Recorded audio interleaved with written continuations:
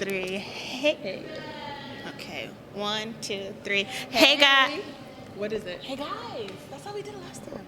1, 2, 3. Hey, guys. Welcome to Seriously TV, where we bring you the hottest tea on everything web series. Yes, we do. And we are here at the National Black Theater for the 2019 Hip Hop Film Festival. Can you believe this is our first time actually coming to this? I can't believe it. Where the hell have we been? I don't know. We're late to the party. Late to the party. This festival is popping. But you know what? Another day, another festival. You guys know we take you everywhere we go. And we're always where the hot trend is. And that's the Hip Hop Film Festival, okay? Everybody and their mama is up in here, all right? We talking to creators. We talking to actors. Directors. Popping people out here. You already know what it is. Okay? So don't go anywhere. Come on through. So Wash is about a group of friends, and in season 1 we follow one person, and he wakes up on his 30th birthday in the middle of a quarter-life crisis. And we all feel that as kind of 30-somethings, and when I came up with the idea, it was really because I was in that phase of growing into an adult, but in my mind, I'm still in college. Right. So it's about dealing with that, growing into adulthood. Yes, ma'am. Prospect Park is a quirky millennial comedy that follows 3 friends living, loving, and working in Prospect Park. Over the course of the 3 seasons, that's what I wrote it for, 6 episodes per season. You get to see their evolution into adulthood, into relationships, etc. It's very socially relevant. It's very of the times. And it's also, the reason why I wrote it was because I watch a lot of British TV, so I wanted like a quirky, friendly comedy that was very acerbic in tone, very British in tone. So that's a little bit behind it. First, the inspiration is from the movie, same title, Timeless Guilt, where there was a father who witnessed a kidnapping, and he was with his daughter, and he had a choice whether to say something or not, protect his own daughter, and we all know what he chose. And we see how that decision came back and haunted him, and the series is based off the movie, and basically there's a reporter who's following up on that case, and you see other situations that's going on, everyday life, the cops, my character who's going through his own situation with his baby mother and his girlfriend, and it's a lot going on in Thomas Gilder series.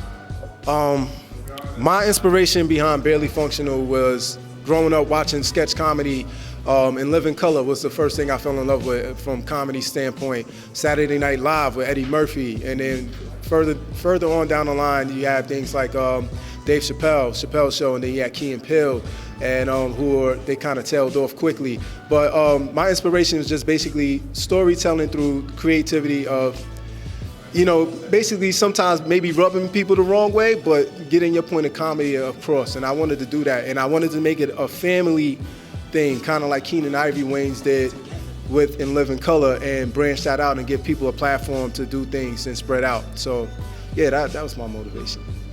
Yeah, so in short, Wingman is a spinoff of Situationships, currently on BET right now, and the idea came about because I just wanted to showcase the comedic moments and all the dialogue and fun times that me and my friends have at the bar, because it's not always us being like jerks or nothing, but at the same time it is, but we're conscious of what we're doing. I just wanted to show fun times at the bar, and then I realized where I could take the story, so I just wanted to keep expanding it and bringing all types of different type of storylines. And we got married couple, we got drug addiction, we got a lot of stuff going on in there. So yeah, give it all the way. Yeah. They don't know who addicted to drugs. And at the end of the day, this is every friend has a group like the group of friends on Wingman. So it's just real life stuff. Yeah. We all love the bar, and we all have some drama of some sort. So here's your life on our show. Pretty much. What makes a good wingman or wingwoman? Oh. First, what y'all think makes a good wingman? I think if you get in the way. Do not get, man. Listen. Sometimes dudes become instant comedians when it's their time to shine as a wingman. Do not be funny, but don't be too funny, bro. Like you get out the way. Just relax. Sometimes less is more. Yeah, less is more. Not all the time, but just feel it, bro. I'm just speaking from a male's perspective. And now, I personally think women make the best wing women, I guess you could say, because we kind of we pay attention to those details. So sometimes those little things like, yeah, you know, you should go buy that girl a drink, or it looks like she's sipping on, you know, little things the guys may not see. Your girl wingman can come through and help you out with that. Hold on, wait. Have you ever been in a situation to where one girl is not having fun and then someone's like, I want to go home? I don't think dudes do that. I digress. No, I was just gonna piggyback off of what you said. I mean, it's because like we're women. We know what we want. Like we know what we want to see. We know what we want to be told. So we're the best. You know what your friend wants. Yes, that's why she's my friend. Sometimes you do be having some friends that be bugging those. Like a lot of women be having some friends that be in the way. That friend, like, when you like dancing at the club and say, you know, like a girl be dancing on you and then her friend give it a signal like, and you like, can you move? Can you leave? Like, why are you blocking? Yeah. Like, y'all don't have the same eyes. She may think I'm cute. Move. Well, the film is about a modern-day pickpocket who pickpockets a CIA agent, and he tries to get his stuff back in a fun manner. So what sparked the idea was I saw a pickpocket activity happen in Times Square, and I thought, how could I make it more interesting if it was a film? And then I watched Enemy of the State, and it gave me the idea to do something different.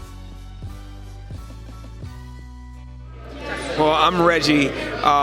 Reggie is fly. Reggie is a big personality. Reggie is extra, and he's not being extra, he just is extra. Reggie also, he knows everything, but He knows everything. but could be a little excessive with his knowledge. But everybody still needs my help, so I'm gonna leave it at that. Bree? The thing I like the most about Pam would probably have to be her duality, in that she's very much like me, Brianna the person, but she's very different. She's very much like me in that she's all for keeping the peace, she's positive, upbeat, but sometimes she's a little too positive, or just very positive, because there's no such thing as too positive, but Brianna, I'm not that positive. Sometimes you gotta check up. Namaste. Thank you, Bree. Monica. Hi, I play the role of Tessa, and the thing I like most about Tessa is she kind of is doing what I'm doing in real life as an actress. She didn't start off in the film production world, which is what she's doing now, and she's just overcome her challenges in her past, and I feel like I'm starting to do that as well. I play Benjamin Keaton. I'm a CIA agent, and like you said, I have some intel stolen from me, and throughout the film I'm hunting down and tracking down the thief, Corey, to get this intel. So yeah, Benjamin, CIA agent. I play Nelson Jones. I'm a hacker. I get the intel from Corey, and I open it up and find out what's on it, and doesn't seem to be anything good. Well, actually leads on to more of the story, actually. Well, I have a small role in the movie. I'm a FBI agent who helps this guy find this guy, but I mostly work behind the scenes with graphics and whatnot. So we all appreciate the work that came out of it, and yeah, just take it from there. Okay, so I'm the guy that's caused all the trouble that they keep talking about, pointing fingers. Now, I play Corey in the film Swipe. I am one of the main characters along with David, who plays Benjamin. And I'm the character who steals the vital intel that he is holding, not knowing that it's vital intel until it is too late. And it becomes a cat and mouse chase around New York City. And thank you, Thomas, for casting me in this film. It's been a heck of a ride, and I enjoy working with all of these guys and gals on the film, and it's been awesome. The biggest message, that the guilt could be Thomas. Now, just always be real with yourself. I know certain situations come up, always make the best decision, and just you gotta live with it, but just do what you gotta do, man. What about you as far as writing? What was the greatest experience? The greatest experience really is just watching it all come to fruition and being able to watch people react to it. It's just like that goofy joke we thought about at like 1:30 at a bar, and just watch people react to it. Like, that's the most rewarding thing I think about the writing, is just being able to see it translate to the screen and seeing people like really just get it. And you know, this first season, you know, it was great. Second season, we're doing even more episodes, more everything. And so, you know, it's going to be even more rewarding to experience that as well. Right. So tell me, what are 3 things that you know makes you washed? I opt for almond milk instead of whole milk now because it just doesn't work that well. I don't like going out too late anymore. Like about midnight, if I'm at a bar, I'm looking at my watch. I'm like, let's go.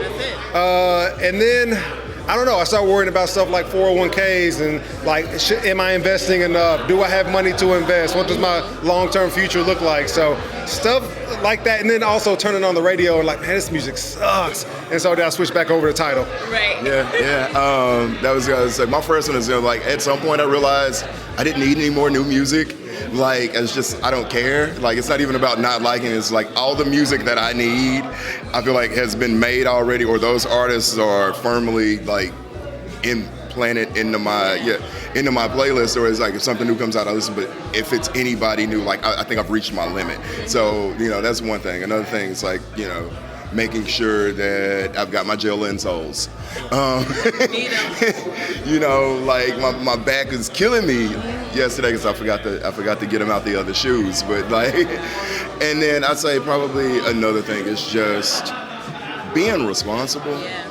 Like just being like, you go to the bar with a plan. Where it's like, okay, I get 2 drinks at the happy hour price, and then I get 1 drink after, and it's gonna be this much, and I tip this much, and that was the bar budget for Friday that you made on Tuesday. That's real. I got one fun one from a shoot we did for season 2. So we had a 17-year-old high school teenage female on set, and she was wearing some Air Forces, and I'm like, yo, the Air Forces are back in style, and she was like, yeah, but they call them G-Fazos. Oh my God, my little sister said the same thing. I was like, G-Fazos? I said no. And she was like, yeah, after G Herbo from Chicago. And I was like, yo, no. Nelly and the Air Force Ones, that was my generation. Yes. But Uptowns even. Air Force Ones, Uptowns, Downtowns, no, ones. So I felt really washed on set, and it blew my mind. I was like, yo, this is kind of meta because we're shooting the show washed, and you just made me feel super old. It's always a pleasure to be here, to be surrounded by all these other dope filmmakers. I don't even want to call them aspiring or up and coming because they did it. Like, they've already did it, and they're here for that reason. All talent in here. Like, it's great. Like, this is our first time. This is community. Like, I walked in and I was telling another actor earlier that I really feel like I'm with my tribe. You know, sometimes we go throughout life, living in New York, it's hard. You got other jobs or whatever you're doing. It's very few times you can get around the people that do what your passions are and feed off that energy. So I love being here. I didn't even really anticipate all that I was going to experience here. So I love it. First time.